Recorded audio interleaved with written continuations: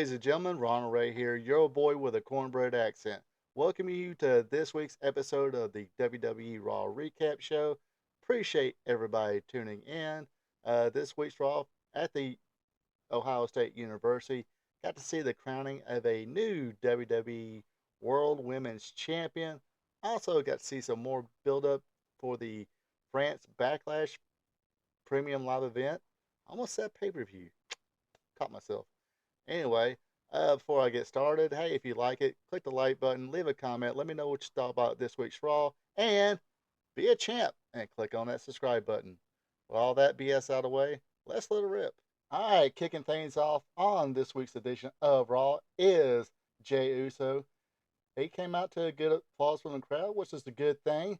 He said, "Look, I gotta beat Damian Priest for that World Heavyweight Championship. That way, I can back up where I say I am, and that's main event Jey Uso." Cue the music. Here comes Damian Priest. They chit chat a little bit. Damian Priest said, "Hey, I'm not too proud to say it. You whooped my ass one night, Jey Uso," and he offered to buy him drinks. So they went to a bar, had a few drinks, picked up a couple ladies. Okay, they didn't mention that part, so I don't. I imagine they picked up a couple ladies. Come on. Anyway, but yeah, they left that part out. Anyway, they say Jey Uso told Damian Priest, "Say, look, Uso, man, you next." Damian Priest took a little jab at him and say, "Look, you were halfway right. I was next." Uh, Jey Uso came back and said, "Look, the only reason you're leading the Judgment Day right now is because Mommy's hurt. Rhea Ripley is hurt. So tell Mommy I said, hey, JD McDonough tried to sneak attack on Jey Uso. It didn't work. Jey Uso went for a super kick and nailed Damian Priest because JD McDonough ducked out of the way. And Damian Priest was not too happy about it. Told him and Dominique to handle their business and keep their nose out of mine.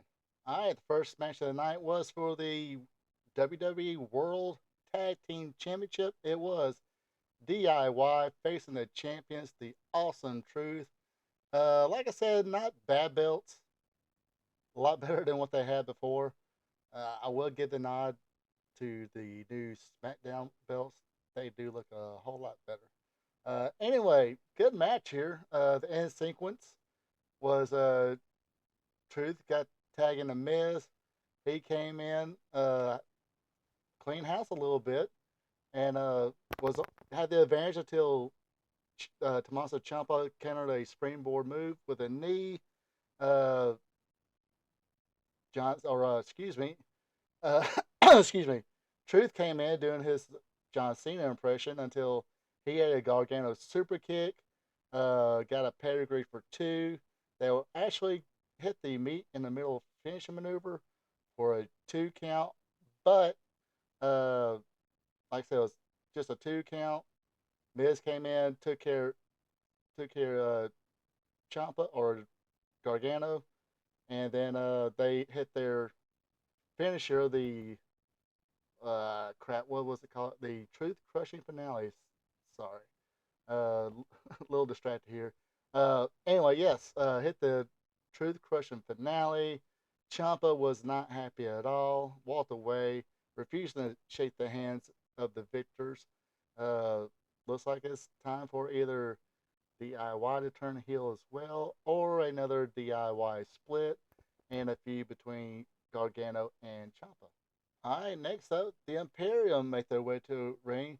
Gunther say, "Look, I can come in here and uh, bash, Sami Zayn, but hey, he beat me. He got the best of me, but I should thank him because that kind of relieved a lot of pressure because he did put pressure on himself to make the Intercontinental title mean something, and he went on to be the greatest Intercontinental champion of all time.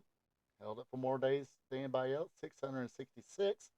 Uh, but said, hey, he's going to throw his name now in the King of the Ring, and after that, if it's Sami Zayn or whoever the world champion might be, that he's got Gunther to deal with. Out came the New Day. Xavier Woods say, look, I'm looking to be the first two-time King of the Ring champion. That will lead to a match between Kaiser and Vinci against the New Day. Um, he tells them to take care of him. The match followed that. It was mostly Imperium until the hot tag to Xavier Woods. Imperium was about to hit their finisher when excuse me, Woods push Kaiser off. New Day would hit their finisher for the win. Gunther was not happy at all, so he walked to the back. Looked like Kaiser was trying to console Vinci a little bit, say, "Look, it's okay, buddy.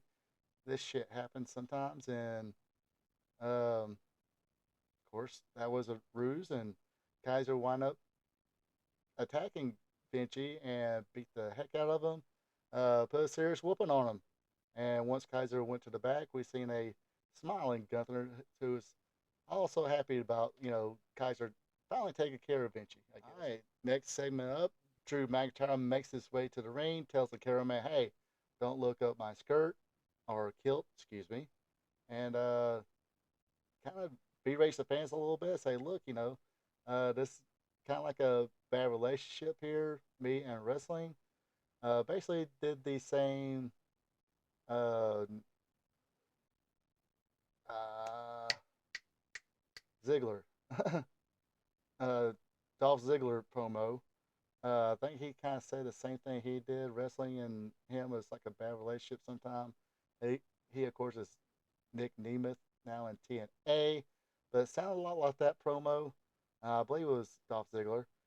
But anyway, he says you fans don't know nothing about relationships because most of your relationships is with their own right hands. Yeah, some little catchy or edgy stuff there. Uh, he said he's also going to enter the King of the Ring.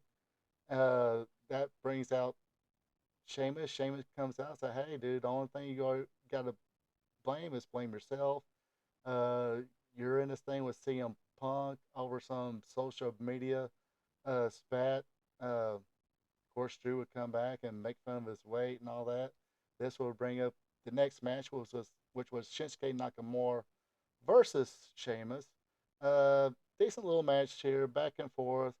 Shinsuke took over after stomping on Sheamus' neck on a table on the outside, but Sheamus will eventually make a comeback, hits the bro kick for the win. Of course, Drew McIntyre was at ringside the whole time, did not interfere though. Just watch this back. All right, next up, I guess it's official now. Chad Gable is officially a heel now. He says the reason he attacked Sami Zayn after their match because after Sammy took that moment away from him again and pinned him, he kind of gloated about it, flashed the title in his face, and all that good stuff. And then after that, berated his pupils, I guess you can say. Say, hey, Tozawa, you're all funny and stuff, then you keep losing. Call Maxine Dupree dumb. Berated um, Otis here. Say, look, from now on, y'all gonna help me become a champion. So they all promised to do that. Oops, wrong button. Next match is a tag team match between Ricochet and Andrade versus Jada McDonough, and it was supposed to be in Dominic Mysterio, but you see right there, Dominic's arm is in a sling, so Santos Escobar would take his place. Uh, Damian Priest didn't seem too happy about this either.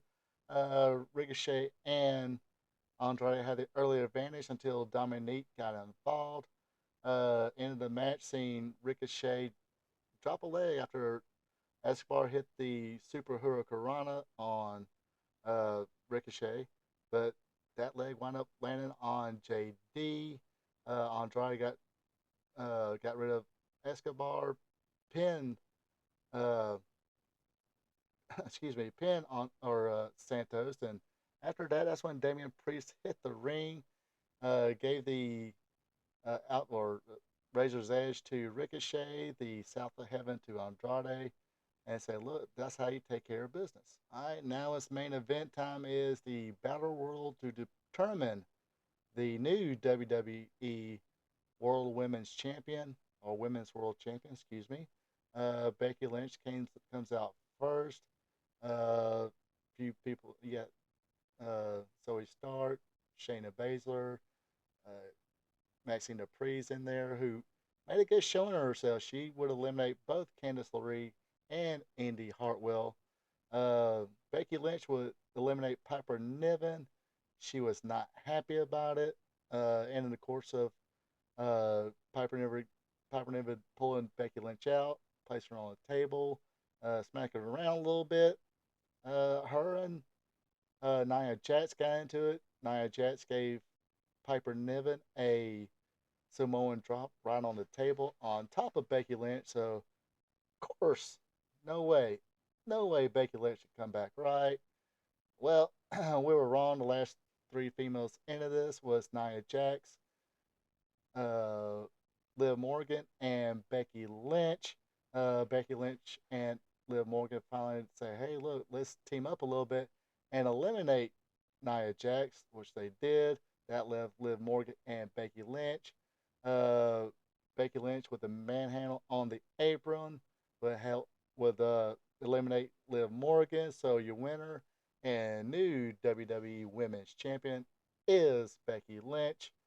Um, Makes sense. She is the top female wrestler on the Raw brand, so gotta give her a strap there. The belt, excuse me, the championship.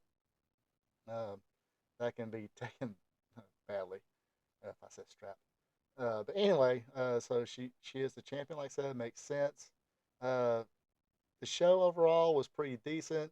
Was a notch above, better than being from last week's episode. Was a little bit better from last week's episode.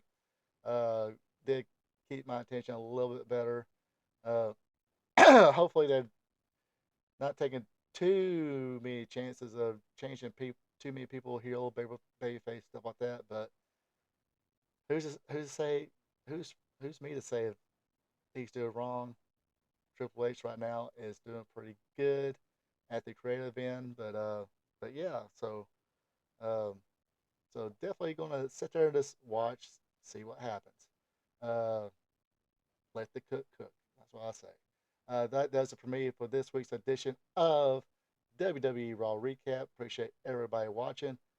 Just to let y'all know, every Thursday I have a let me shrink myself a little bit.